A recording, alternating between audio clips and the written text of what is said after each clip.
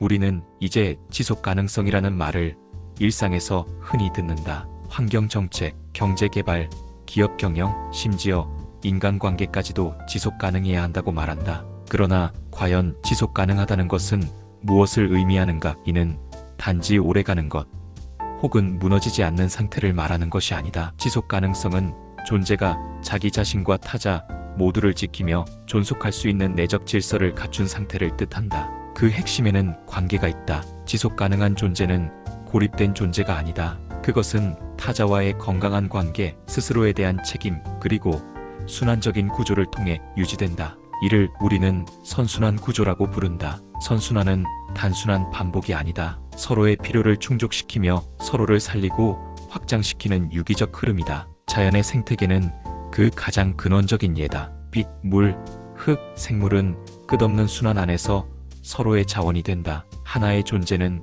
다른 존재의 생명을 돕는 방식으로 존재하며 죽음조차도 또 다른 생명의 밑거름이 된다. 이는 단순한 기능적 효율이 아니라 존재 자체가 관계 속에서 의미를 갖는다는 철학적 통찰을 보여준다. 이 선순환의 구조는 인간 사회에도 마찬가지로 적용된다. 경제에서도 소비와 생산이 과도하게 일방적일 때 파국이 온다. 인간관계에서도 주고받음의 균형이 무너지면 지속은커녕 고통만 남는다. 지속 가능성은 결국 선순환 구조 위에만 성립할 수 있으며 그 구조는 이기심이 아닌 상호 돌봄에서 비롯된다. 철학자 칸트는 인간의 존엄을 목적 자체로 대우받아야 할 존재라고 말했지만 현대의 지속 가능성 철학은 여기서 한 걸음 더 나아간다. 인간뿐 아니라 모든 존재가 서로의 목적이 될 수 있도록 순환을 통해 공존하는 구조를 추구해야 한다는 것이다. 이것이 바로 윤리와 생태, 경제와 교육이 만나는 지점이다.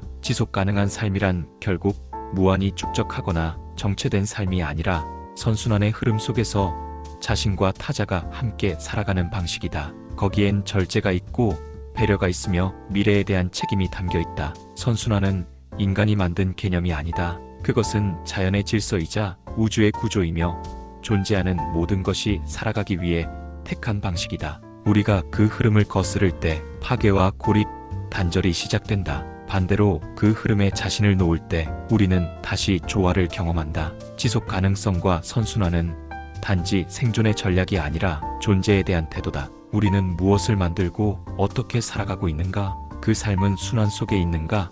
아니면 고립과 착취 속에 있는가? 이 질문에 진실하게 답할 수 있을 때 비로소 우리는 지속 가능한 존재로 살아갈 수 있다. 현대 사회에서 지속 가능성은 환경, 경제, 기술, 교육 등 다양한 분야에서 중심적인 개념으로 자리 잡고 있다.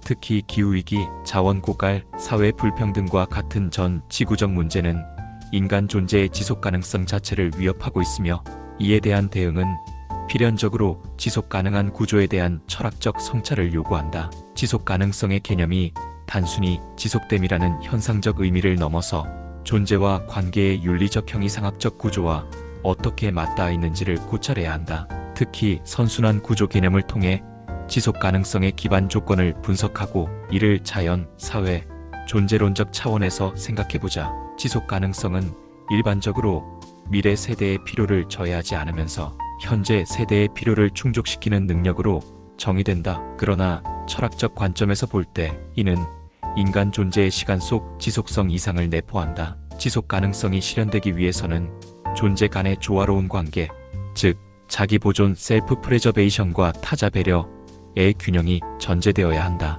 하이데거가 말한 현존재가 항상 세계 내 존재로 열려있는 존재라는 점에서 존재는 타자 및 환경과의 상호관계 없이는 지속될 수 없다. 따라서 지속 가능성은 독립적 주체의 힘이 아니라 상호 의존성과 관계적 구조 위에서 형성된다. 선순환은 단순한 순환과는 구분된다.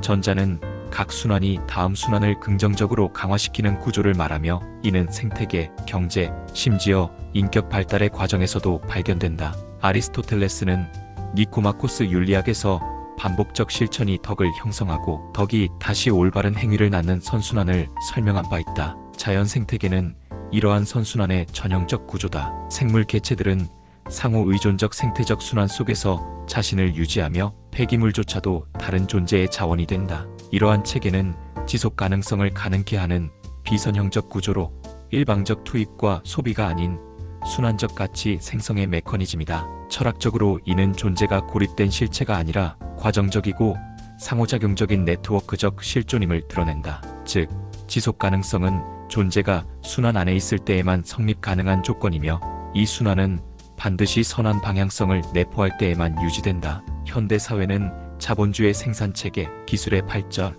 자원의 과잉 소비 등으로 인해 지속 가능성과 선순환 구조를 급격히 위협받고 있다. 경제 시스템은 종종 선순환이 아닌 악순환을 만들어낸다. 예컨대 소득 불균형이 교육 기회의 격차로 이어지고 이는 다시 빈곤 재생산을 야기한다. 이러한 구조를 해결하기 위해선 사회 시스템 자체를 선순환적 재설계가 필요하다. 교육, 복지, 환경, 기술 등이 각자의 목적 실현을 넘어 타 목적에 기여하는 방식으로 재조정될 때 전체 시스템이 지속 가능해질 수 있다. 이는 궁극적으로 인간의 자기이해 방식 자체가 변화해야 함을 시사한다. 인간은 자연의 정복자나 세계의 주체가 아니라 선순환적 질서 속의 참여자이며 그 윤리적 책무는 단지 자기 보존이 아니라 공존과 배려의 구조 유지에 있다. 지속 가능성과 선순환 구조는 단지 실용적 전략이 아니라 존재와 관계에 대한 철학적 태도를 반영한다. 존재는 순환을 통해 지속하며 그 순환은 윤리적 방향성을 띌 때에만 긍정적이다. 현대 사회가 지속 가능성을 추구한다는 것은 곧 우리 존재의 방식, 관계의 구조, 윤리의 원리를 재정립하는 작업이다. 이제 우리는 묻지 않을 수 없다. 우리의 삶은, 사회는, 제도는 과연 선순환 구조 안에 있는가? 그리고 그 구조는 타자의 생존을 어떻게 보장하고 있는가? 이러한 질문에 철학적으로 진지하게 응답하는 것이 지속 가능한 대한민국 미래의 출발점이다. 과거의 치열함이 정체된 듯한 정치적 환경 속에서 그리고 지금의 답답함이 양극단으로 치닫는 이 순간에도 우리가 반드시 찾아야 하는 해답이 된다.